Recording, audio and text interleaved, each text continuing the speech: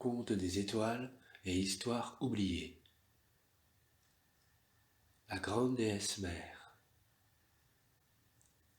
Il était une source que les pluies d'étoiles ne cessaient jamais de recouvrir de leurs manteaux éphémères. Chaque lumière venait s'y abreuver, chaque ombre venait s'y reposer. Aucun des sans-âges ne connaissait sa provenance, et comme une providence, cette source s'écoulait vers le grand océan de vie. Par-delà les monts et les collines galactiques, au-delà des déserts et des plaines stellaires, elle venait embrasser l'océan des histoires oubliées. Ses eaux, cristaux des puissances naturelles, reflétaient les cieux inaccomplis que traversent les horizons des possibles.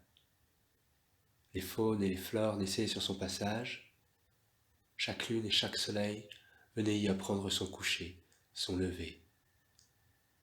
Les matières sidérales lui creusaient le sillon de son éternel écrin et lui accordaient toutes les destinées de leur incarnation. Au ravissement royaume, il se murmurait que c'était l'œuvre de la source des sources et du chaos primordial, que leur secret avait enfanté la grande déesse mère, génératrice de vie et d'amour infini. Une existence où rien ne commence et où rien ne s'arrête. Une énergie inaltérable qui pourvoit toute chose parmi les univers qu'elle traverse. La création de l'instant présent et de son éternité.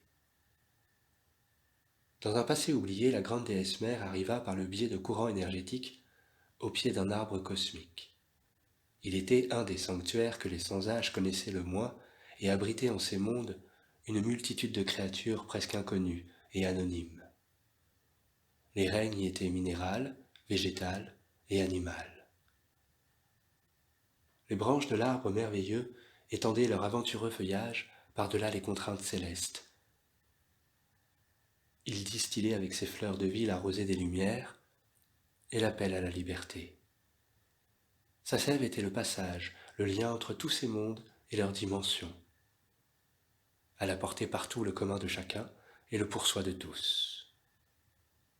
La venue de la grande déesse mère n'était pas pour l'arbre cosmique le fait du hasard, car elle le sauverait d'un étrange symptôme, les poussières de vie. L'arbre cosmique, par ses millénaires d'existence, avait accumulé toutes les mémoires de ces mondes et de leurs habitants.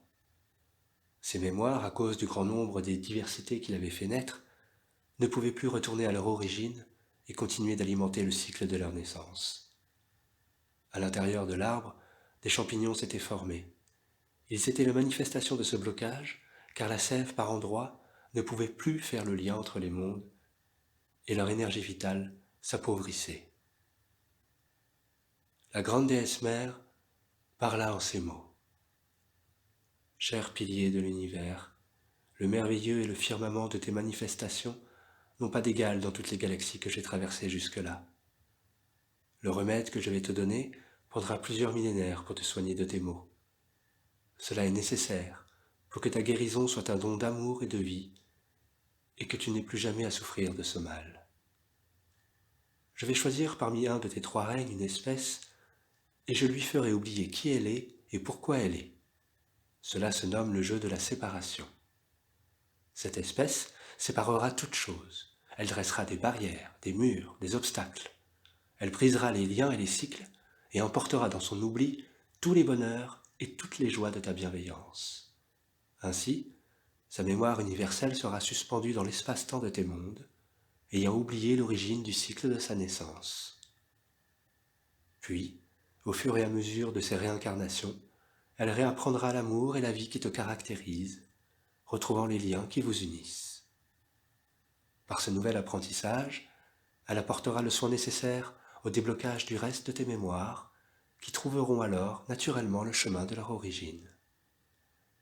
Les champignons se sépareront de toi pour toujours, et tu pourras, cher arbre cosmique, faire pousser des fruits dont les pépins sont le remède que je t'ai prescrit.